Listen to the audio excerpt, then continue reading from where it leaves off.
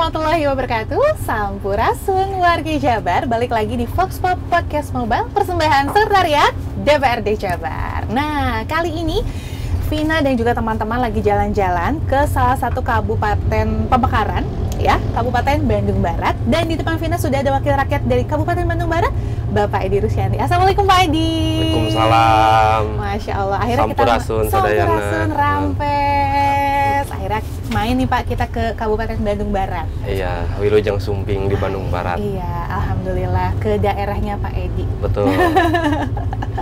Bapak, sebelum ngobrol panjang ya. Ini kemarin beberapa kita dapat informasi dari beberapa informan.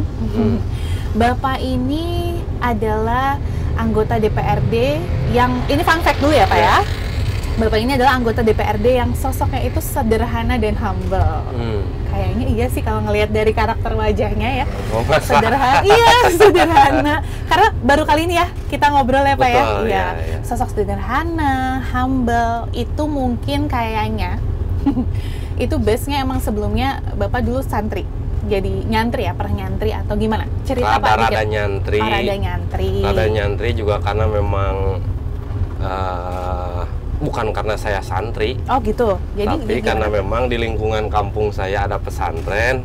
Jadi saya harus menyesuaikan diri dengan lingkungan saya. Oh gitu, di KBB? Ya. Di KBB. Di Cipongkor asal saya. Di Cipongkor. Jadi daerahnya kawasan santri, Bapak jadi berasa santri aja? Ya, saya mah santri kalongnya lah. Tapi emang sebelumnya belum pernah pesantren? Dari SD gitu, SD? Waktu kecil? Pernah pesantren saya waktu kuliah dulu. Kuliah. Kuliah di UIN ya? Di UIN Bandung. UIN Bandung. Ya, sempat ngaji-ngaji juga di kampung. Memang lingkungannya pesantren. Tapi tidak mondok layaknya santri. Saya hanya ikut ngaji. Biasa seperti misalkan sore sampai Isya. Sudah terbiasa tradisinya di kampung demikian. Berarti waktu itu pas kuliah tetap tinggal di KBB atau baru waktu kuliah saya tinggal di pesantren, tapi ngaji mah jarang. Banyak mainnya. Banyak mainnya. Makanya saya mah santrinya juga santri kalong. Santri kalong. Memang kan emang kelihatan humble gitu. Karena memang kalau di dunia santri mah di lingkungan pesantren kita diajarkannya egaliter ya. Oh, gimana? Jadi tidak ada pemisahan kelas status sosial antara satu sama yang lainnya. Sama. Diperlakukannya sama setara. Sama semuanya. Itu yang bisa membuat Bapak juga sekarang terjun ke masyarakat juga merasa sama aja ya sebagai. Iya, karena memang saya juga berangkatnya bukan dari kelas sosial atas. Saya berangkat dari lingkungan keluarga, masyarakat yang biasa-biasa saja, masyarakat yang sederhana. Sehingga ketika hari ini saya jadi dewan, ya posisinya juga apa ya, mandat masyarakat, amanah gitu ya. Biasa-biasa saja, tidak ada yang perlu di agung-agungkan, tidak perlu posisikan lebih daripada yang lain. Apalagi kan jabatan kita juga cuma 5 tahun. Sementara ya Pak ya? Ya, kenapa juga kita harus misalkan lebih gitu. Makanya biasa-biasa aja. Biasa-biasa aja. Tapi pasti ada hobi khusus lah Bapak dari zaman muda gitu sampai akhir masuk kuliah. Ada hobi khusus nggak? Suka baca kan pasti? So tahu nih Vina ya. Kalau waktu masih muda saya hobi main bola. Oh, hobi main bola. Sampai pemain ininya ada nggak? Pemain apa? Favorit? Dulu favoritnya saya pemain tim nasional, Kurniawan Dwi Yulianto. Kurniawan, striker ya? Nasional. Sekarang pencetak gol terbanyak ya kalau nggak salah. Hafal banget. Sekarang masih suka sama bola? Suka nonton aja. Suka nonton aja. Karena kalau ikut main mah sudah ngap-ngapan, Bu. Mungkin karena kegiatannya juga banyak gitu. Kalau masa mahasiswa saya hobinya demo sama baca buku. Demo sama baca buku. Demo paling depan kayaknya Pak. Paling depan. Iya, serius Pak? Karena saya dulu waktu kuliah pernah mimpin organisasi mahasiswa Islam. Semenjak di Apa namanya Pak? Pergerakan Mahasiswa Islam Indonesia. Pergerakan. Nah, saya berkhidmat di PMI itu dari mulai 2001 sampai 2014. Oh, ya. Pernah mimpin di tingkat komisariat, di tingkat kabupaten, sampai di tingkat Provinsi Jawa Barat. Lama juga tuh, berapa tahun ya berarti? 13 tahun ya dari 2001? 13 tahun lah purna saya dari PMI itu. Oh. Jadi kalau sekarang saya jadi anggota dewan di samping gedung sate. Ya. Jadi dulu mah saya tukang demo di depan gedung gerbangnya. Sate. Ya. Sekarang di dalamnya. Alhamdulillah berkahnya saya jadi anggota dewan. Sekarang yang di demo. Yang di demo. Yang di demo. Tapi nggak Karena apa-apa. itu wakil rakyat kan? Lah? Dulu gondrong. Ya. Jadi pas demo lagi gondrong-gondrongnya. Lagi gondrong-gondrongnya, lagi mangprang lah. Mangprang. Kalau Urang. menyala. Menyala akangku. Menyala akangku kan ya. Iya. Suka baca tadi. Iya. Kabarnya di rumah itu lemari itu biasanya kan diisinya perabotan, gelas ya kalau ibu-ibu mah ya. Gelas, piring. Ini mah isinya buku semua katanya. Iya. Iya, beberapa lemari saya punya buku lah. Beberapa lemari, berarti banyak kayaknya. Iya, beberapa lemari diisi oleh buku. Karena memang dulu saya rutin ya, tiap bulan itu dari uang jajan yang diberikan oleh orang tua, kebanyakan saya dibelikannya sama buku. Jadi koleksi. Jadi alhamdulillah sih. Ya, ayeuna mah dikoleksi, jarang bacanya. Tapi harapannya itu jadi budaya keluarga gitu ya. Ke anak-anak juga lamun ayah buku mah jadi semangat mau mereka membaca buku gitu. Minimal ada dulu ya Pak ya. Ada dulu yang penting mah gitu. Dulu. Jadi itu juga bisa ditularkan ya, suka baca. Nah, ada nggak sosok inspirasi gitu kan, suka baca, tukang demo, terus ya sebelum pas jadi mahasiswa atau sampai sekarang ada nggak sosok inspirasi yang jadi inspirasi Bapak? Ada nggak? Inspirasi, idola, tokoh gitu ya? Ya, tokoh. Mungkin salah satunya saya mengidolakan Gus Dur ya. Gus Dur. Terus kenapa? kalau Gus Dur, karena dia sosok pemimpin yang sederhana. Terus dia juga banyak melakukan perubahan gitu ya di bangsa kita.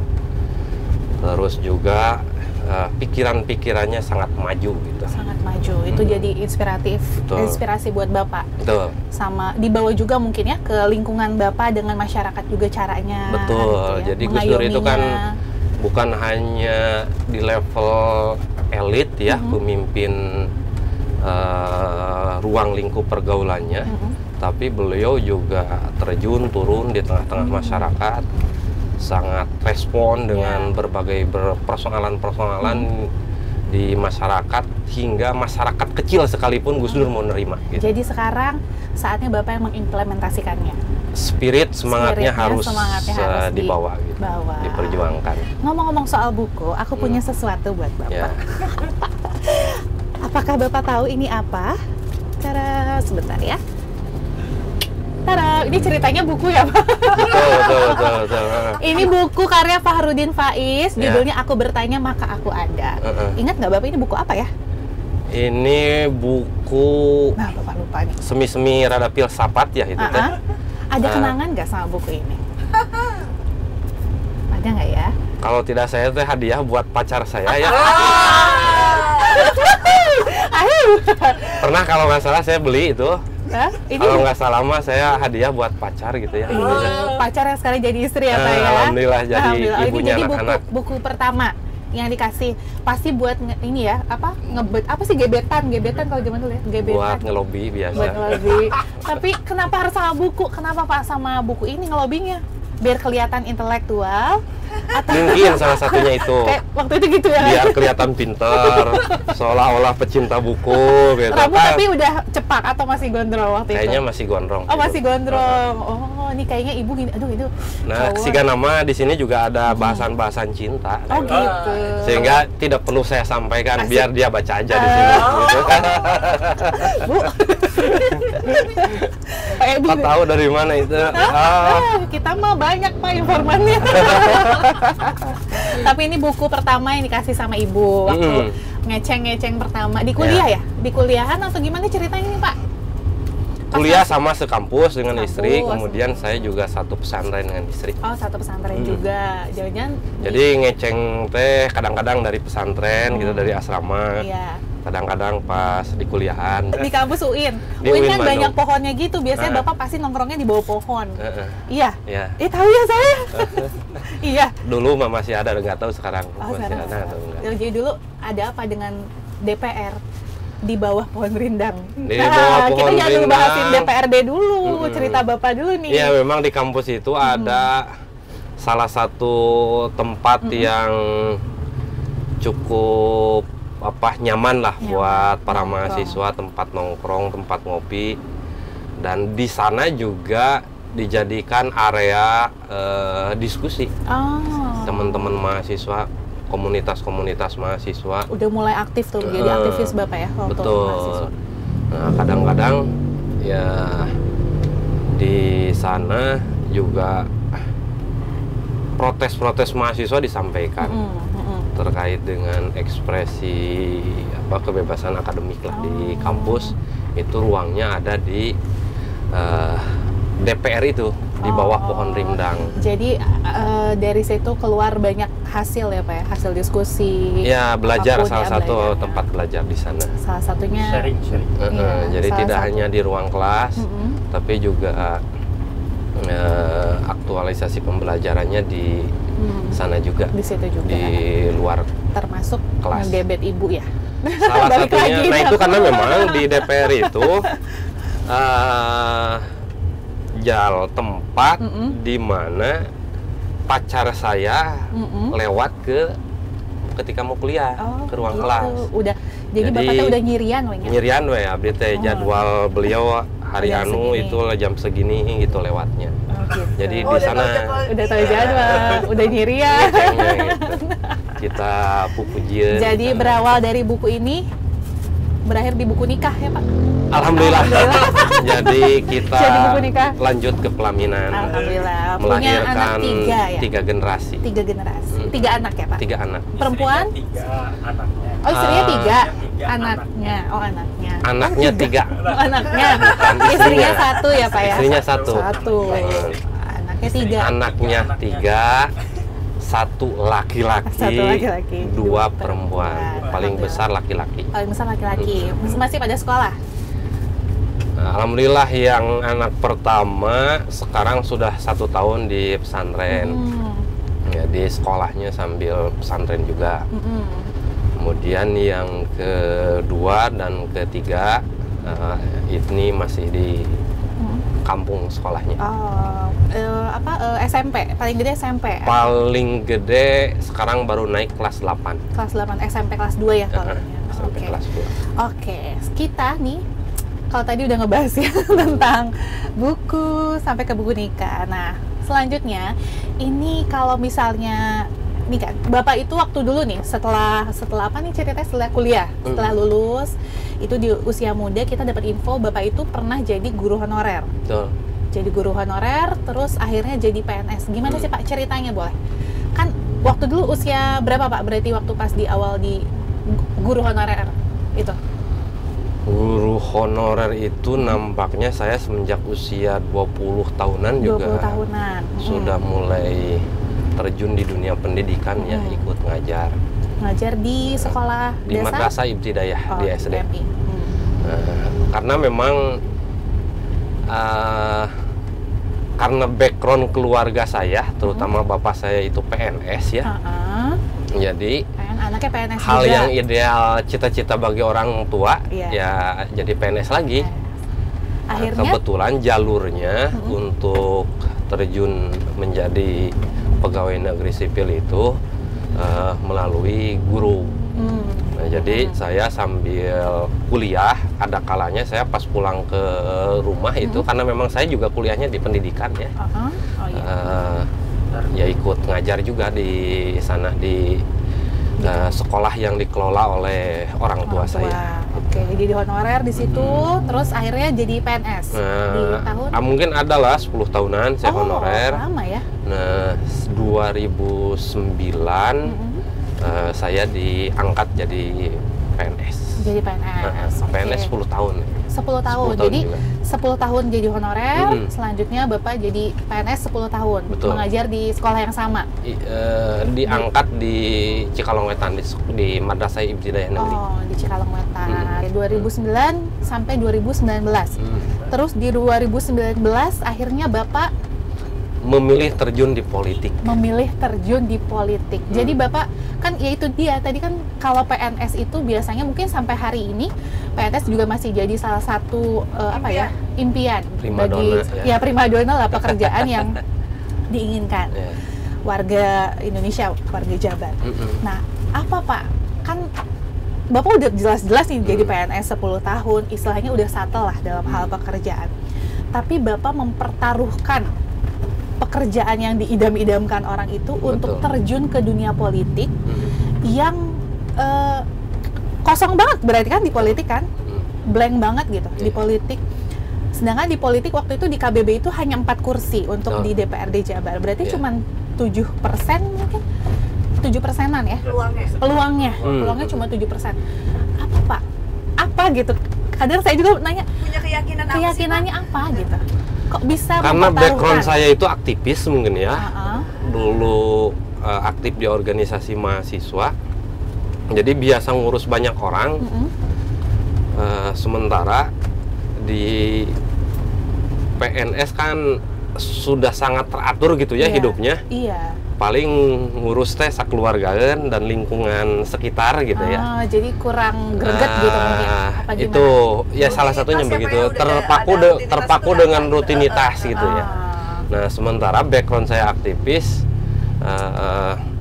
biasa ngurus banyak orang, letupan kecil.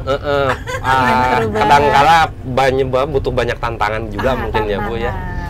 Nah, sehingga semenjak 2018 saya memikirkan salah satu opsi, kemudian juga ada dorongan dari teman-teman yang sesama aktivis ketika ada perluasan dapil di Jawa Barat, karena dapil Bandung Barat itu kan mulainya dari 2019. Oh, pas ada. Asalnya itu bersatu dengan Kabupaten Bandung.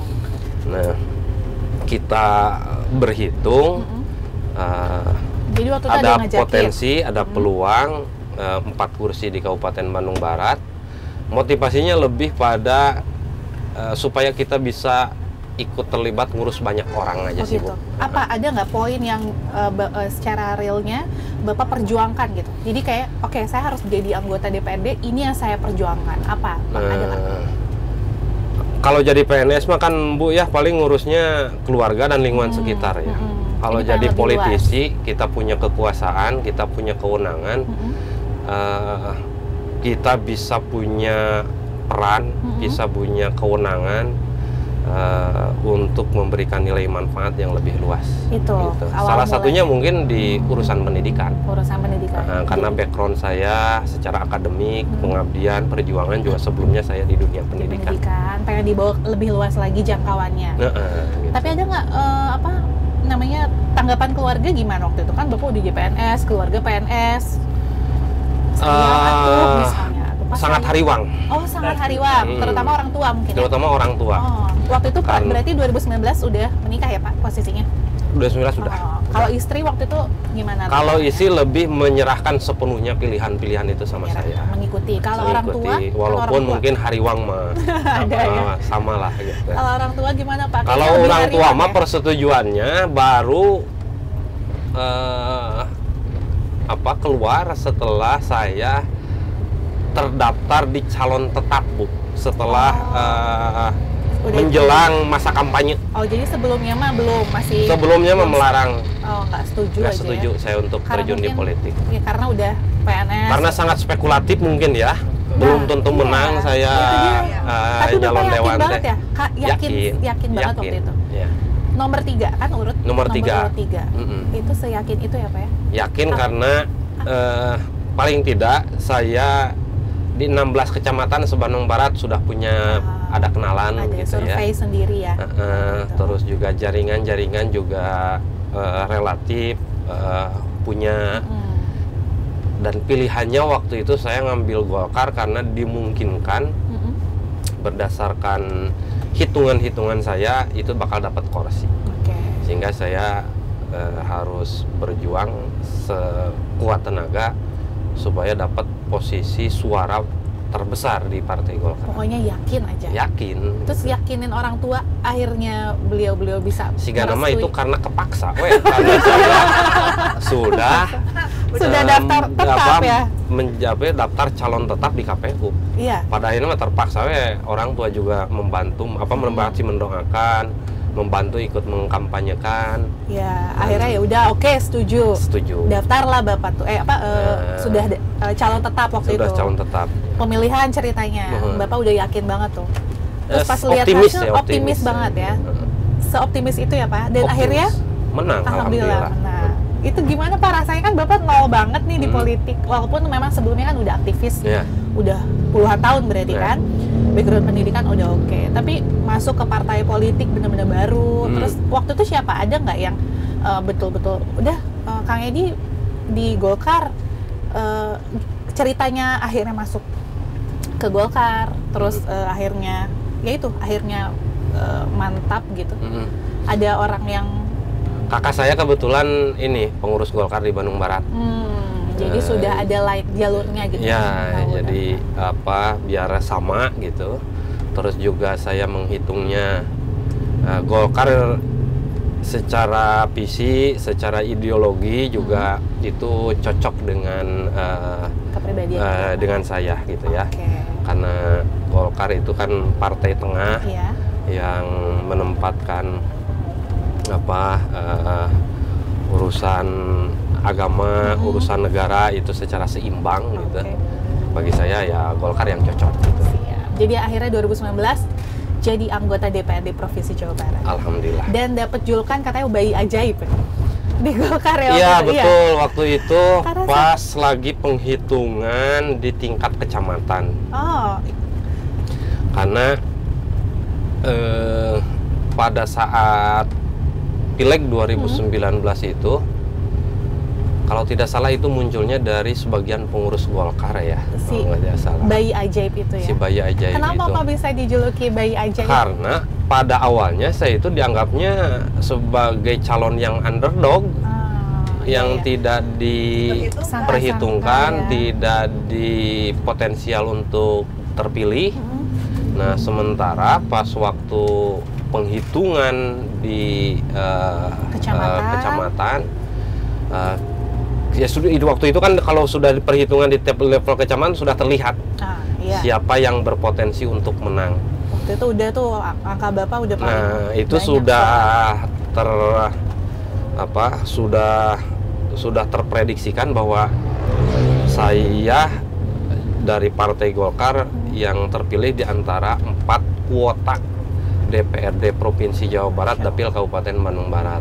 Nah, maka ya banyak yang rewas mungkinnya tidak nyangka. Iya. Terus juga Nomornya tuh biasanya nomornya kan saya bukan iya, di nomor unggulan tapi nomor 3. Kan senior di Betul. kursinya juga sedikit. Oleh sebagian pengurus karena tidak diprediksikan dari sebelumnya terpilih, pada akhirnya ya disebut bayi ajaib. Bayi ajaib. Karena mungkin saya orang baru gitu ya di Golkar gitu. Pak, emang pernah mimpi Pak jadi anggota dewan? Pernah mimpi nggak? Enggak. Tujuannya? Enggak. Nggak pernah ya? Nggak pernah. Saya punya cita-cita jadi anggota dewan karena lingkungan saya itu lingkungan pegawai negeri sipil yang mapan, yang hal yang ideal, yang paling wah teh jadi PNS gitu. Ya, alhamdulillah sekarang jadi anggota DPRD.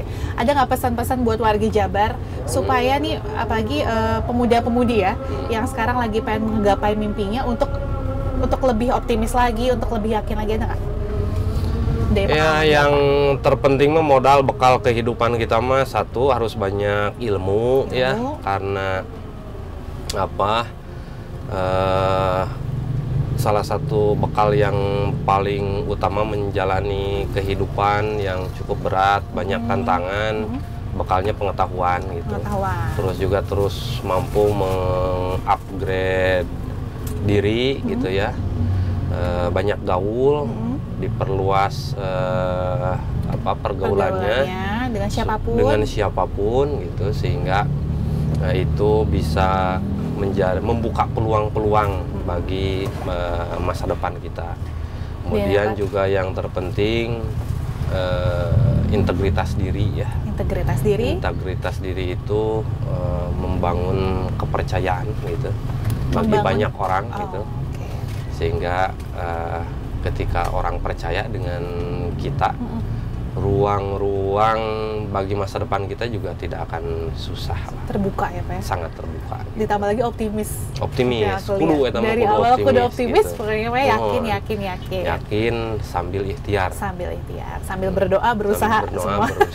Semua dilakukan ya. Betul. Akhirnya sekarang jadi anggota DPRD, sekarang Komisi 2 ya Pak ya? Betul. Bapak ada di Komisi 2 Jabar, Komisi 2 DPRD Jabar. Nah, ini kan bentar lagi nih Pak, dari 2019, sekarang udah 2024, dan Alhamdulillah Bapak juga terpilih lagi kan di 2024. Ya, Alhamdulillah terpilih Suara kembali. saya naik. Suara naik. Kepercayaan. Alhamdulillah. Alhamdulillah, bertambah berarti ya Pak ya, kepercayaan masyarakatnya. Pembuktian, betul, pembuktian, keren Pak. Salut nih saya. Nah, di Komisi 2, sisa periode, sisa masanya tuh kan sekarang 2 bulanan lagi lah ya Pak ya, sampai penutupan. Apa yang sedang dituntaskan sama Komisi 2 yang coba dituntaskan hari ini? Khususnya Bapak. Di salah satu di bidang di Komisi 2 itu kan urusan pertanian, pangan dan lain sebagainya ya. Ini juga menjadi perhatian serius kita karena sementara ini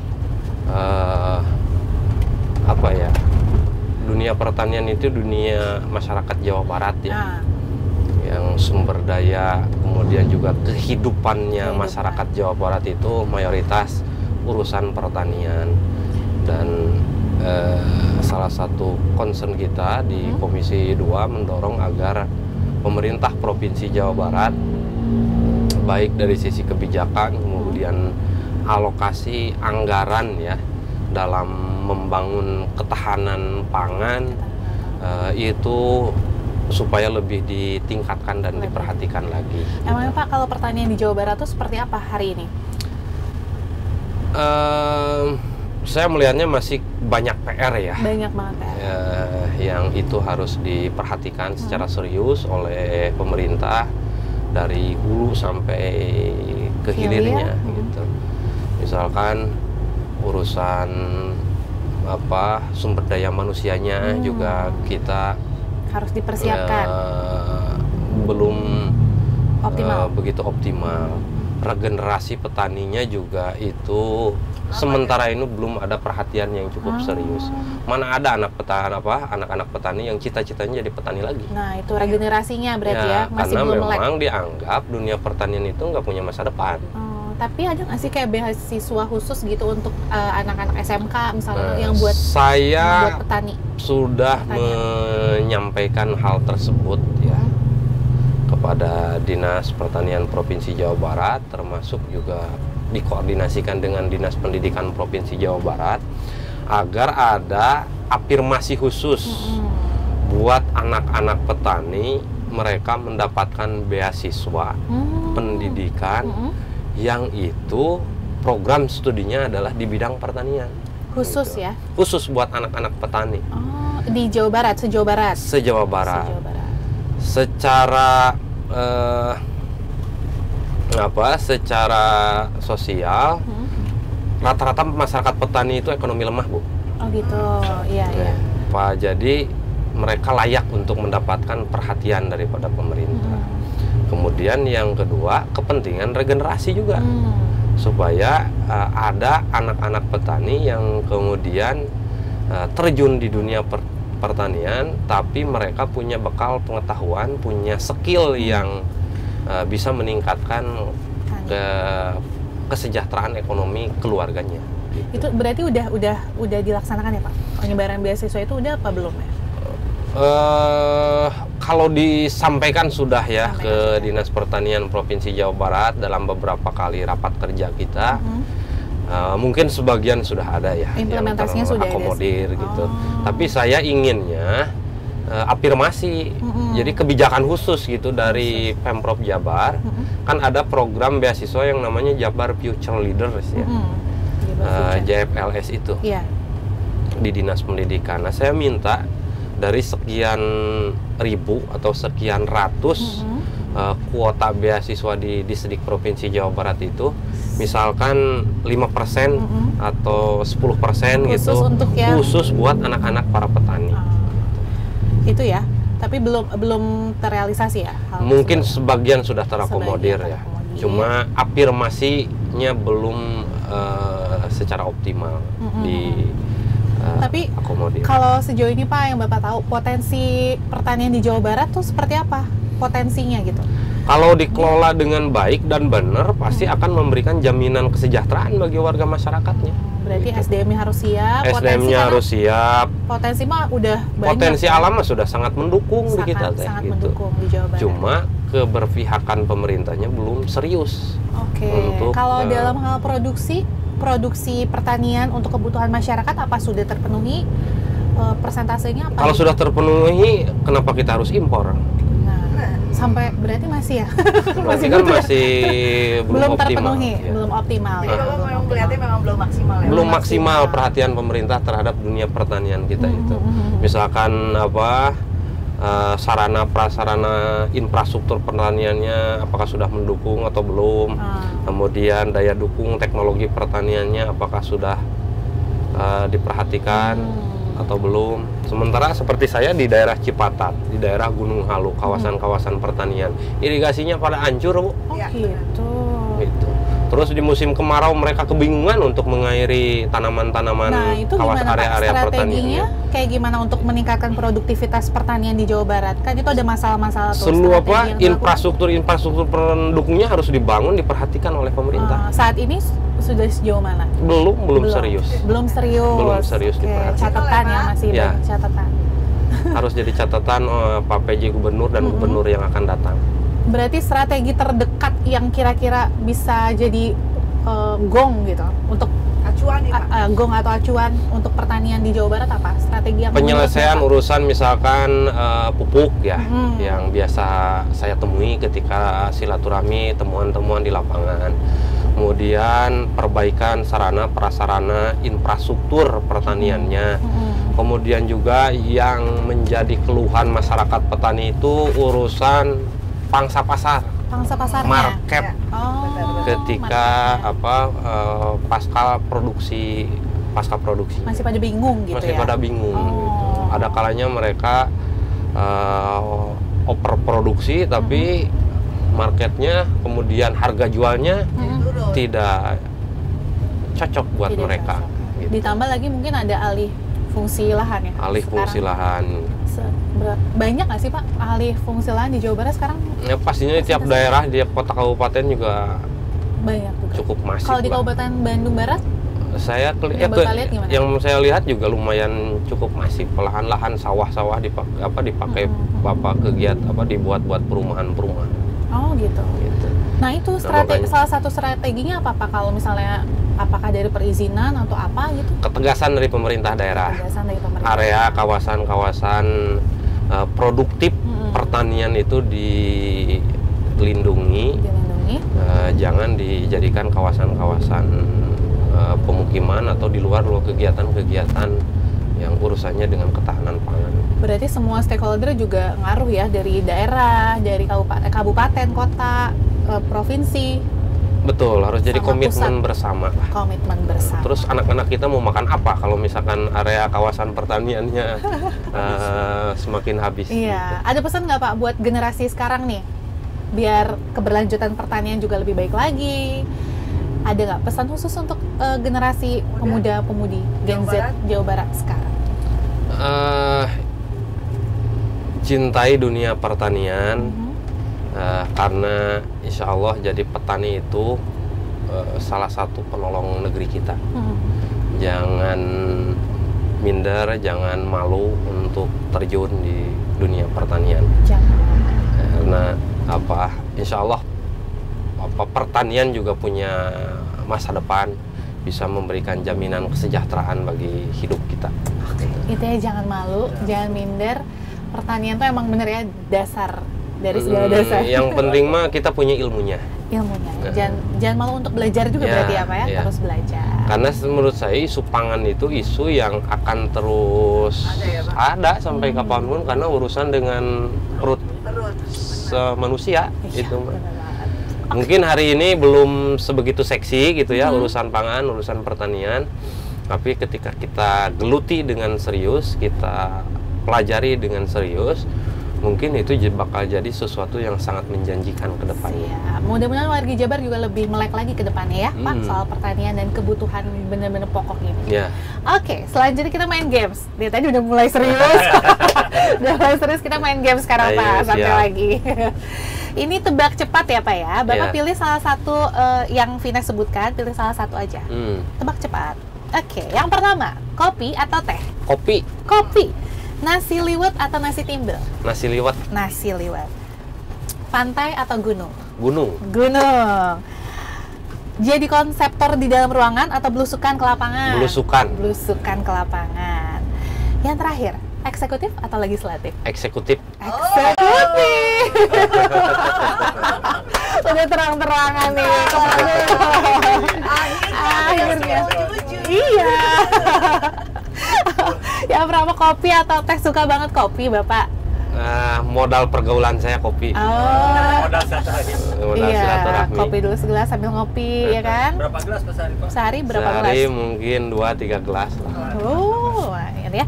Oke, yang kedua nasi liwet, nasi timbel, nasi liwet ya. Nasi liwet, Nasi liwet pasti pakai jengkol atau pete. betul. Ada. Makanya daun pisang nggak Pak? Di daun pisang. Pakai asin sambal. Pakai Aduh nikmat. asin, jengkol, Asin, pete. jengkol.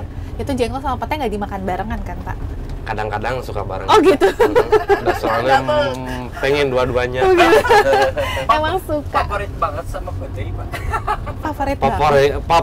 Favorit lah, salah Favorit satu pisan. favoritnya. Kayaknya kalau kemana beneran kedah Pokoknya aya Pak mah, teh. aduh, Seli Rena we pokoknya mami makan sareng jengkol, sareng pete teh. Nikmat banyak Pak ya. Nikmat Aduh. pisan. Aduh.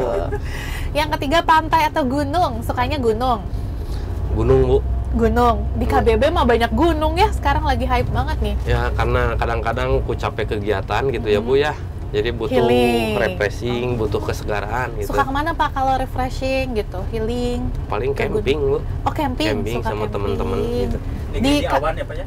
Negeri di awan. Negeri di Nah, awan tuh ya. gitu. Sekarang di KBB di mana Pak yang paling ini yang indah? Banyak kayaknya. Yang indah banyak di hampir setiap kecamatan juga di Ada KBB ya, Pak? mah top banget. Top banget ya. Negeri di awannya di mana Pak? Gunung Masigit. Ada Gunung Masigit. Gunung Masigit. Wah, kapan-kapan ke sana. Terus di Camping ya itu ya. Cipada, Cikalong Wetan juga ada. Oh, ada juga. Negeri di awan Pak. Negeri di awan. Banyak. Itu yang di mana ya?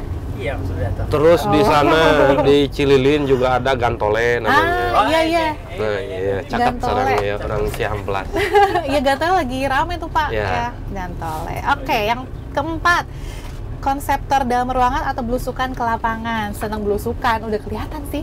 Belusukan kalau dulu mungkin lumayan seneng ya dengan konsep-konsep segala macam. Nama kebutuhannya belusukan. Kebutuhannya belusukan. Kebutuhan Karena untuk banyak silaturahmi, Ya. banyak kenalan baru, Mm-mm. ya banyak Dantario ya. kenalan-kenalan baru lah dengan Iya. belusukan itu. Jadi tahu juga kan keluhan Biar masyarakat tahu di A, B, C. wilayah, Wilayah. tahu persoalan-persoalan, Berarti dapat sekarang banyak mah udah informasi. hatam ya Pak ya? Di daerah KBB udah hatam banget nih Bapak. Yang di sini kayak gimana karakternya udah hatam ya kayak. Lumayan lah, hampir Iya. 4 tahun setengah saya keliling terus. Kayaknya harus menuju hatam karena yang tadi yang pilihan kelimanya eksekutif legislatif udah eksekutif. Udah yakin banget ya Pak ya? Insya Allah. Insya Allah. Tapi sekarang selesaiin dulu ya Pak ya. Berarti 2 bulan ke depan. Karena masyarakat itu suaranya juga kan banyak tuh pas untuk jadi legislatif ya. Semoga apapun yang tujuan Bapak ke depannya bisa lancar, bisa Amin. dipercaya juga sama masyarakat. Mohon doanya dari semuanya. Insya Allah kita doakan yang terbaik buat Amin. Bapak. Oke, ada pesan-pesan closing statement nih Pak. Closing statement buat warga Jabar yang lagi nonton Fox Pop. Mohon doa restu dari seluruh warga masyarakat Jawa Barat. Mudah-mudahan DPRD Provinsi Jawa Barat sebagai saluran aspirasi warga masyarakat semakin terpercaya dan bisa menjadi jembatan perjuangan aspirasi warga masyarakat Jawa Barat. Dan doakan juga mudah-mudahan kami semua bisa menunaikan tugas dan kewajiban sebagaimana mestinya. Jangan sungkan, jangan ragu untuk datang menyampaikan berbagai informasi permasalahan-permasalahan yang ada di wilayahnya masing-masing kepada seluruh anggota dewan di dapilnya masing-masing. Di dapil masing-masing. Oke, terima kasih Pak Edi. Sami-sami. Udah kerasa kita udah keliling-keliling Kabupaten Bandung Barat. Alhamdulillah. Dan juga warga Jabar, jangan lupa nanti nonton lagi ya Fox Pop Podcast. Terima kasih. Assalamualaikum warahmatullahi wabarakatuh. Waalaikumsalam warahmatullahi wabarakatuh.